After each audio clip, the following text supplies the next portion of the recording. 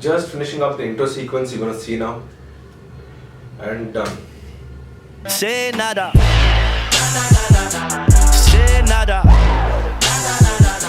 Say nada. Hey guys, this is Prem and this video is about starting your freelancing journey with the given skill set you have. You might be wondering who I am to talk about freelancing. Well, just so you know, I'm authorized by IFC, the Indian International Freelancing Association, to make this video. So whom is this video for and why is it important for you to spend your time watching this?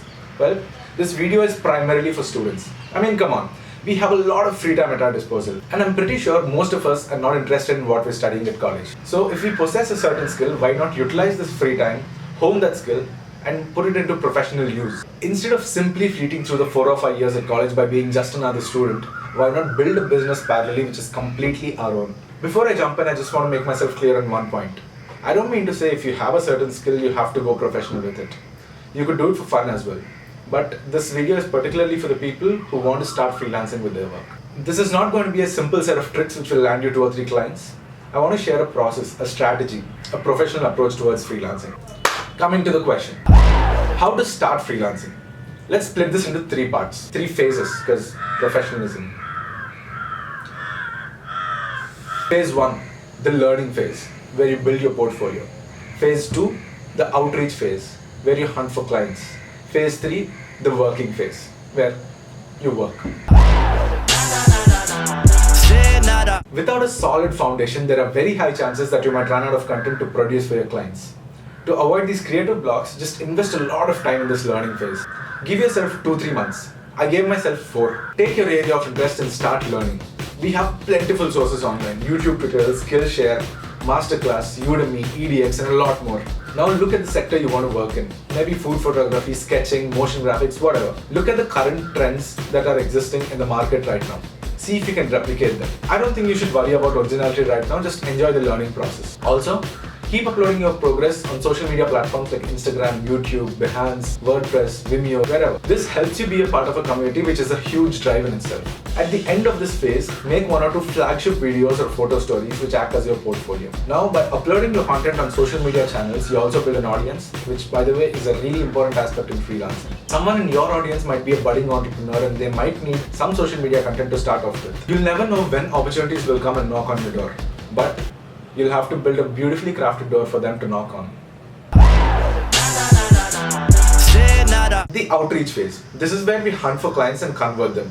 This is also the phase where a solid structure is required because we don't want to convert 1 or 2 clients. We need a sustainable model so that searching for potential clients will become easier with time. Now, we need to make some preparations before reaching out. Number 1, print some business cards. There are multiple websites to make this process easy. Just find a good one, make 100 copies of your business card. Number 2, create a separate business email ID. This is what you'll use for reaching out. Number 3, make a 1 or 2 page resume compiling all your skills and portfolio. Number 4, make your social media channels presentable. For example, on YouTube, have consistent thumbnails. Delete all the unnecessary photos from your Instagram feed. Or maybe create a website for yourself. Coming to the most important part of this video, looking for potential clients. I'll give you my example. Last summer, I wanted to start off my freelancing with food photography. I had some portfolio ready and I wanted to work with an actual restaurant. So I started looking at the social media content of all these restaurants in my hometown. And at the end of it, I was pretty convinced that if given the opportunity, I could produce similar content. This was my approach. I made an exhaustive Excel sheet of all the restaurants. I took their numbers from the internet and I started cold calling them one by one. Most of them were very alien to the concept of someone calling them and offering such services. No was the most common answer I got. Meanwhile, I also printed out my photos and made a physical portfolio. I actually went to more than 15 restaurants with this portfolio, asking if they could give me a chance to work with them. Most of them took my business card and politely said they weren't interested. After talks with over 40 restaurants in 2 weeks, I finally could convert one. Woo! Though I was just a beginner, the restaurant owner was generous enough to give me 2 time slots and dedicated staff to work with me. So when you're in the process of making these cold calls, there's something else you can do. If a person says no, do not back out immediately. There's a lot more information you can suck out of the call. Just find out who they work with. Is it individual artists or media houses? Find out how they work with them. Is it project based or is it contract based?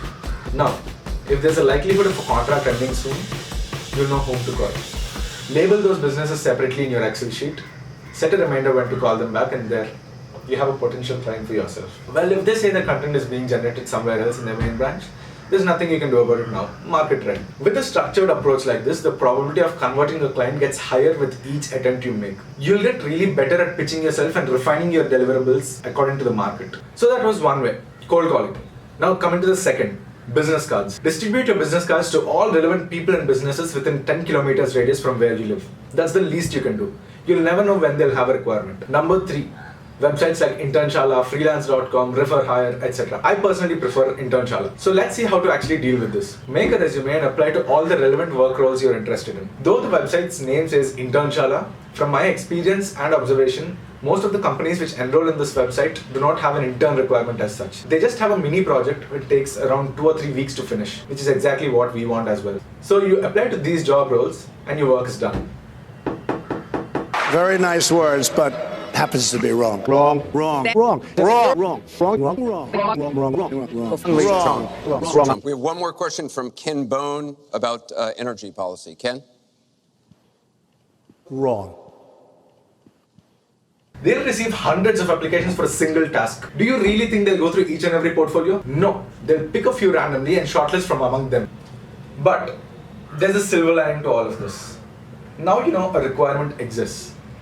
We can't leave such opportunities to chance. Call the company on their board line number available on the internet. Get yourself connected to the HR. Let them know you knew about the requirement and that you're interested and skilled enough to complete the job at hand. You take the HR's official email ID and send them your portfolio through the business account you've created. During this outreach phase, our sendbox should be full of unreplied mails.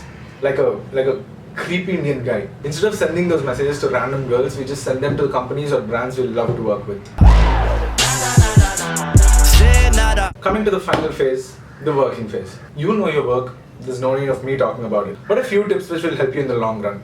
Show a lot of professionalism. Have conversations with your clients only through mails. Draft your mails well. Have a decent signature at the end of your mail with your portfolio hyperlinked. Make sure there are no grammatical mistakes in your mail. And make a habit of sending invoices after your project is done. Attention to these simple details will actually make your clients come back to you. That's how we should build our businesses. As time passes by, our efforts and outreach should come down and clients should start approaching us. That should be the end goal. One more important question. How do we charge clients, or how much do we charge clients? For this, you need to take multiple factors into account. Let's take the example of video making and list the factors one by one. First of all, your time. The time you spend shooting and editing. Second, your equipment. Your cameras, your lenses. Third, your storage devices. Your high writing speed memory cards, your SSDs, etc. Fourth, your high performance laptop on which you edit. And fifth, travel charges if any. All these factors should be considered. Having said this, I don't think price should matter much at this point of time. Let me explain. We deserve to be paid after working so hard. But in the beginning stages, our only aim should be getting as many clients into our bag as possible. So I'd say know the market rates and offer your services at a way less price, and at the same time, make sure that you're not undervaluing your work. Send the client your price split up according to the factors you're considering. Let them know what the market charges and what you're charging. This way, not only will the client be happy to work with you, but also you'll make room for negotiations to increase the price later when you're working with the same client. After working on a few projects, you'll know how to value your work and how much to charge for it.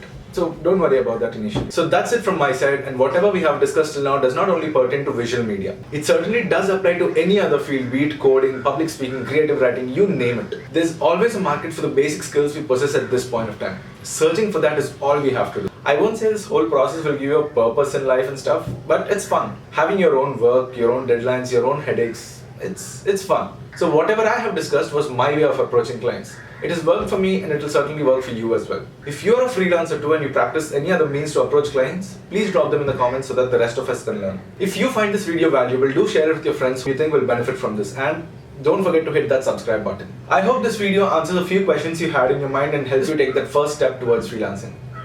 All the best for that. Say nada. Say nada.